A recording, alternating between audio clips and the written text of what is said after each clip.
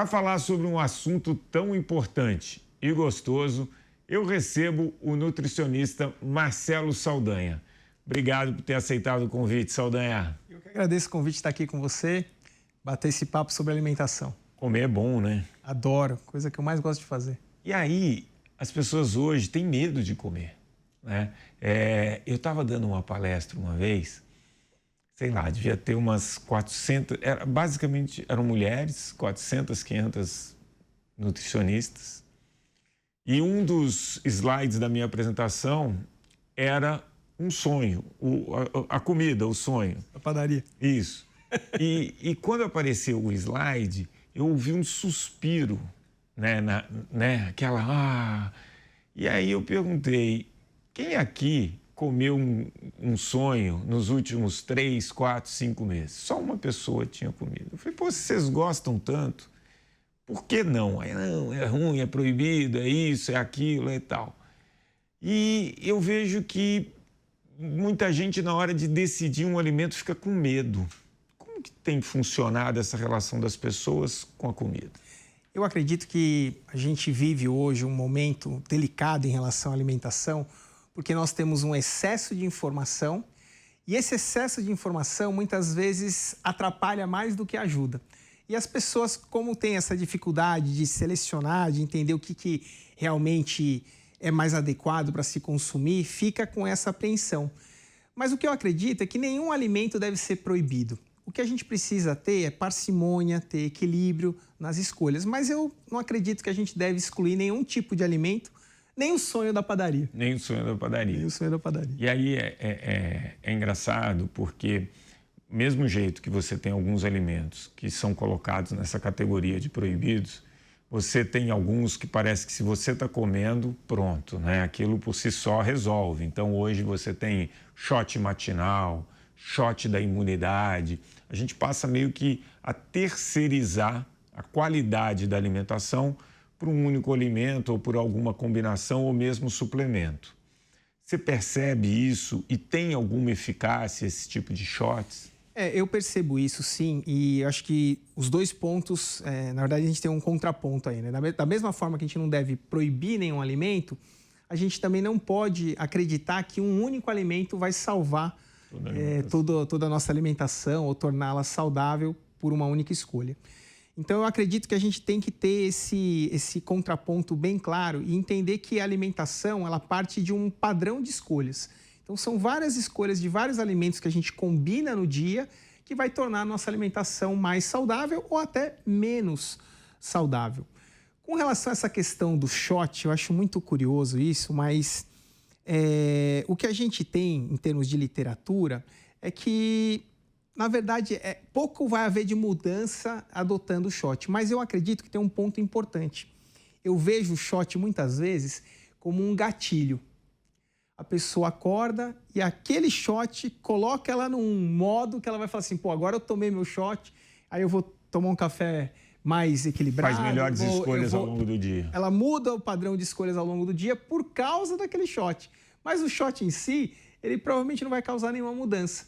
Mas eu vejo como um gatilho. Liga ali um comportamento que fala, poxa, agora eu comecei meu dia, eu tomei meu shot, e a partir disso as minhas escolhas começam a ficar diferenciadas. Mas o shot em si, eu acredito que não vai ter nenhum efeito mágico que vai transformar a nossa saúde ou vai mudar nosso padrão alimentar. Agora, uma coisa que eu percebo muito é a questão do não. Eu não posso comer isso, eu não posso comer aquilo. Ao invés do que eu preciso colocar na alimentação. O que eu deveria, na verdade, ter como princípio básico de algumas coisas que não poderiam faltar na minha alimentação? Porque se eu começo daquilo que eu sei que eu tenho que consumir, eu acho que fica mais fácil do que partir do não, não, não, não. O que seria bacana a gente ter na alimentação? Eu acredito muito nessa abordagem, Márcio, no sentido de não excluir, mas a gente inclui o que a gente acha que é importante e isso acaba tirando as opções, ocupando espaço e deixando as outras opções que não são tão interessantes de lado. Então, assim, eu acredito que tem um ponto muito importante na alimentação que hoje eu vejo que está muito problemático, mas é o consumo de frutas.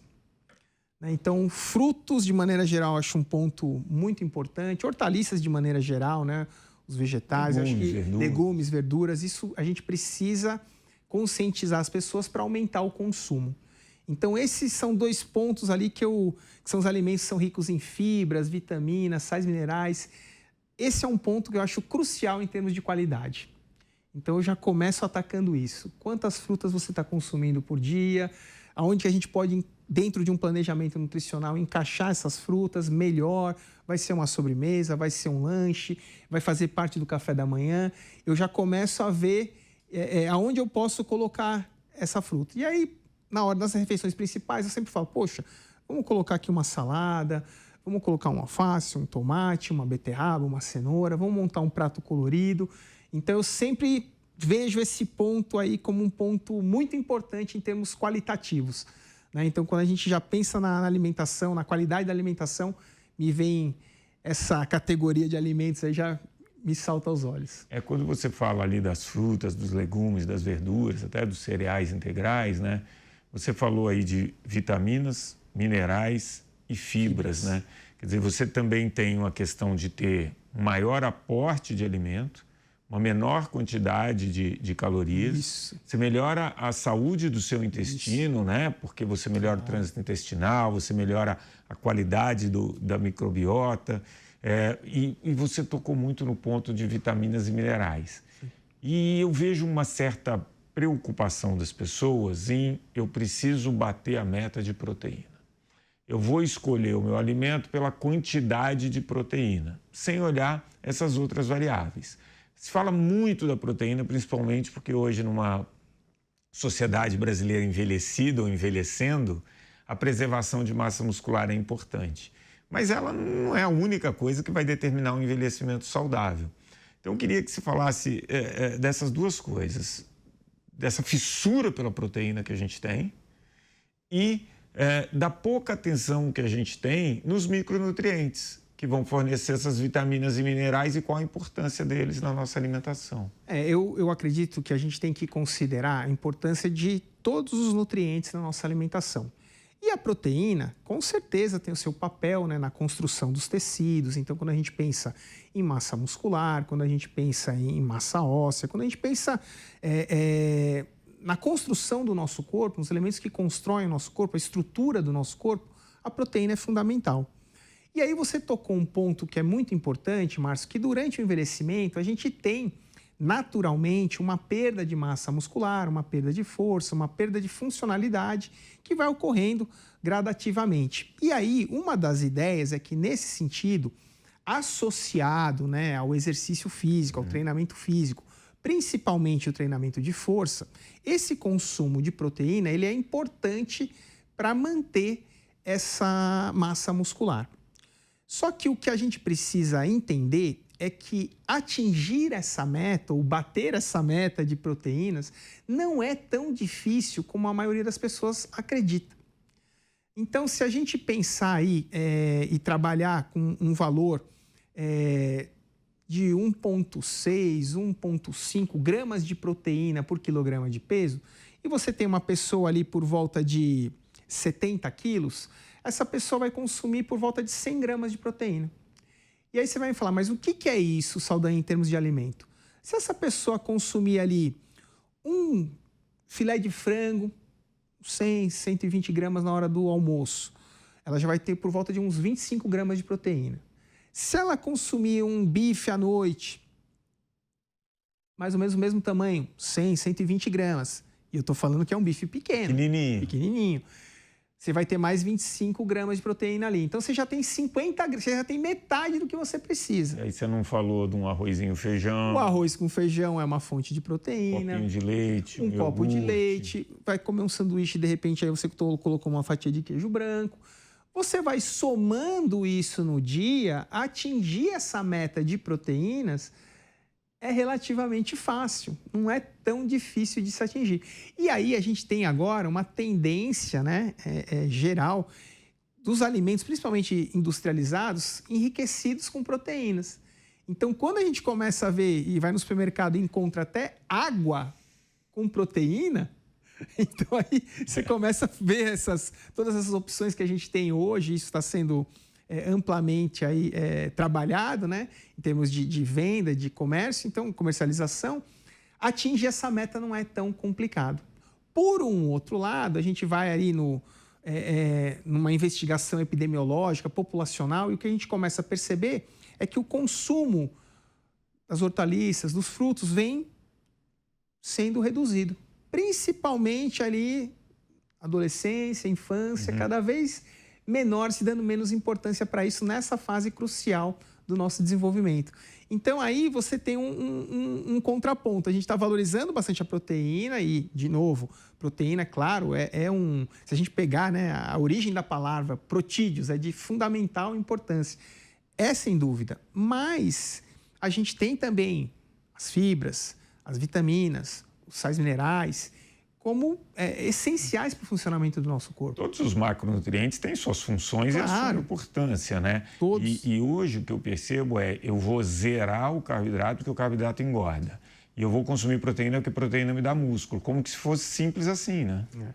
E hoje, Márcio, assim, quando a gente avalia só o consumo isolado de proteína, a gente sabe que o impacto dele, por si só, para o ganho de massa muscular que a gente está discutindo, ele é pequeno. O que é importante é você associar esse consumo de proteína, e o resultado vai ser maximizado quando você associa com treinamento de força, com a musculação. Então, esse é um ponto importante, porque a gente pode criar uma expectativa de que só consumir a proteína e sentar no sofá, eu vou ganhar massa muscular. Total. E não vai. E não vai. Então, assim, o treinamento, o estímulo do treinamento de força, da musculação, é muito importante para fazer com que a gente tenha essa manutenção da massa muscular ou até, eventualmente, ganho de massa muscular. E a proteína precisa estar presente também nessa equação, mas ela sozinha não vai resolver o problema. E aí, ainda em relação à alimentação, existe a questão da gente depositar em alguns suplementos um poder de aumentar muito a minha expectativa de vida ou melhorar muito algum desempenho, seja cognitivo. E aí entra, por exemplo, magnésio. Hoje parece que é a bola da vez. Se você não toma magnésio, tem 5 tipos de magnésio diferentes, você tem que suplementar. Pergunta, quem tem uma boa alimentação e não tem deficiência de magnésio, precisa da suplementação? Aí acho que a gente tem um ponto muito importante em relação... A gente pode usar o magnésio aí como exemplo, mas acho que isso serve de maneira geral para a suplementação.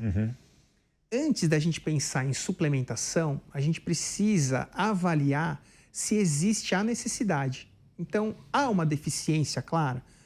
Porque se não há, não faz sentido utilizar a suplementação. Eu gosto de uma analogia, né, que eu uso muito em aula. Quando a gente vai num posto de combustíveis para encher o tanque do nosso carro, a gente chega lá e o frentista fala: vai gasolina aí, doutor? Vai. Então você coloca a gasolina e enche o tanque. Aí no meio desse momento ali de encher o tanque, ele fala: vai um aditivo? Olha, vai melhorar aí a sua injeção eletrônica, vai limpar o seu motor e promete um monte de coisa. E você naquela hora fica pensando: poxa, esse negócio é bom, né? Isso aqui pode fazer uma diferença. Você tem uma expectativa que aquilo vai ser bom para o seu carro. E você fala: então tá bom, eu vou colocar o aditivo junto com a gasolina. Mas aí o que eu sempre falo é, se eu chegar no posto e só colocar o aditivo, o carro vai andar? Ou uma gasolina ruim. Então, o que eu falo do suplemento é que a gente tem que entender é que ele tem muitas promessas, ele traz muitas possibilidades, em alguns momentos pode ser usado e vai ter realmente o benefício, mas a primeira pergunta que a gente precisa responder é: há necessidade? E aí, Márcio, no caso do magnésio, é um pouquinho mais complexa essa questão. Por quê? Porque o magnésio ele tem uma característica diferente de outros elementos, de outros micronutrientes do nosso corpo. Eu vou te explicar o porquê. 99% do magnésio do nosso corpo está nos nossos tecidos, nos nossos ossos, nos nossos músculos.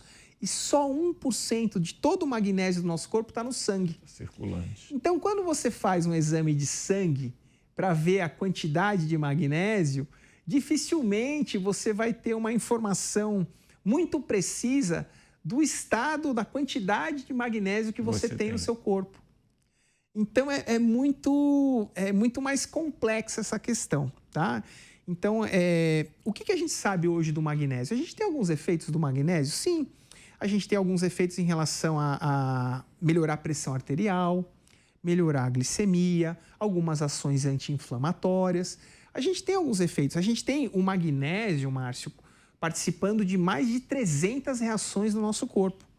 E essas reações estão envolvendo transferência de energia, para a gente realizar uma atividade física, está envolvido em síntese proteica, está envolvido em um monte de coisas no nosso corpo. Então, é sim um elemento muito importante. Mas a pergunta que a gente deve fazer é, será que existe essa necessidade? Então, esse é um ponto que é importante, porque caso não haja, você vai suplementar com esse magnésio e provavelmente isso não vai gerar diferença. Quais são os alimentos ricos em magnésio? Bom, a gente vai ter, de maneira geral, uma boa fonte de magnésio são as sementes oleaginosas. Castanhas, nozes, essas amêndoas vão ser ricas em magnésio. Leguminosas, então arroz, feijão, lentilha, grão de bico, são ótimas fontes de magnésio. Chocolate amargo. Olha que maravilha. Aquele 70 a mais, ótima fonte de magnésio. Alguns vegetais folhosos escuros, espinafre, couve, são boas fontes de magnésio.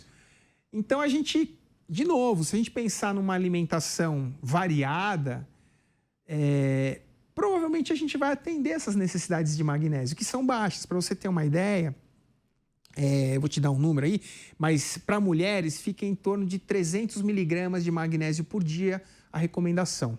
E para homens, 400 miligramas. Então, se você pegar ali, de repente, uns 30 gramas de amêndoa, se você pegar ali uns 50 gramas de chocolate amargo, se você tiver ali um arroz e feijão no seu prato, você já atendeu essa necessidade. Isso é engraçado porque também essa relação, né, do que eu como com o suplemento e a eficácia, a gente vê muito na creatina, né? Quer dizer, aquele público que, por exemplo, é vegetariano, tem baixíssimo ou nenhum consumo de carne vermelha, eles são mais beneficiados quando acabam suplementando a creatina. Sim. Aquele público muito idoso, de repente ele consegue, né, um benefício um pouquinho melhor. Então tem muito a ver também com o perfil da alimentação para você saber o que você vai suplementar. Mas isso bate certinho com o que eu acabei de falar em relação ao magnésio. Por quê? Porque se você tem um estoque de creatina ou de magnésio de forma já adequada, se você suplementar, o efeito vai ser menor. Agora, se você tem, por alguma razão, uma deficiência, não vou colocar deficiência, mas uma quantidade menor de creatina no seu músculo ou uma quantidade menor de magnésio na sua célula e no seu organismo, o que vai acontecer? Você suplementar com o magnésio, com a creatina, vai sanar aquele problema. E aí, com isso, você vai ter uma melhora do seu desempenho, uma melhora da sua função fisiológica. Agora, o ponto central nessa questão é, primeiro eu preciso entender que há essa necessidade e aí eu vou trabalhar, e aí você tem um ponto você tocou num ponto importante da creatina, é que por meio de alimentos fica muito difícil fazer essa complementação com creatina. Já no magnésio é diferente. Mais fácil. Então, com creatina, fica com alimento, pensando em creatina, fica muito difícil atingir essa meta, essa necessidade diária. Então, aí justifica-se o uso do suplemento, faz mais sentido o suplemento. Então, cada caso, cada situação, cada suplemento, a gente precisa analisar com cuidado. Porque eu acho que o que as pessoas mais acabam buscando no whey é uma fonte de proteína, que talvez não tenha na alimentação na quantidade adequada, ou mesmo substituir alguma fonte de proteína que tenha mais calorias, né? Isso. Então eu vou consumir o whey, eu acabo reduzindo a quantidade de calorias e é o que você falou, déficit energético. E aí é que eu queria bater com você. A gente fala em balanço calórico negativo e durante algumas décadas, né? As pessoas falavam, esse cara está ultrapassado, imagina, não se fala de balanço energético para emagrecer, isso não emagrece. Eu falo, meu Deus. Enfim, com o advento ali desses medicamentos de última geração, que fazem com que as pessoas comam menos, Opa, então parece que esse balanço energético faz todo sentido. E você tocou num pontinho que eu acho que é fundamental. Fazer pequenos déficits para que isso seja sustentável no processo de emagrecimento e seja incluída a atividade física, né? Fundamental. O que a gente precisa entender é que o nosso corpo, ele entende a situação do déficit energético como uma ameaça. Então, ele vai ter, sempre quando a gente entra numa situação dessa, ele vai tentar se proteger. Então, quanto mais suave for a geração desse déficit energético, mais tranquilo para o corpo lidar e sustentar isso por mais tempo.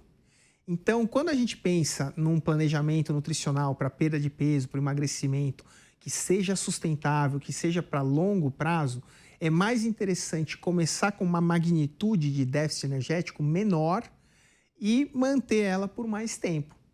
É claro que com isso, o resultado ali na balança e até na composição corporal, né, nas roupas que a gente está vestindo, talvez seja um pouco mais lento. Mas isso não necessariamente é ruim. Mas é mais sustentável. É mais sustentável. Então a gente começa mais lento, mas para de repente sustentar, ter a capacidade de sustentar por mais tempo. Só que a gente precisa trabalhar um pouco, porque a ansiedade das pessoas, a necessidade do resultado rápido trabalha contra essa ideia.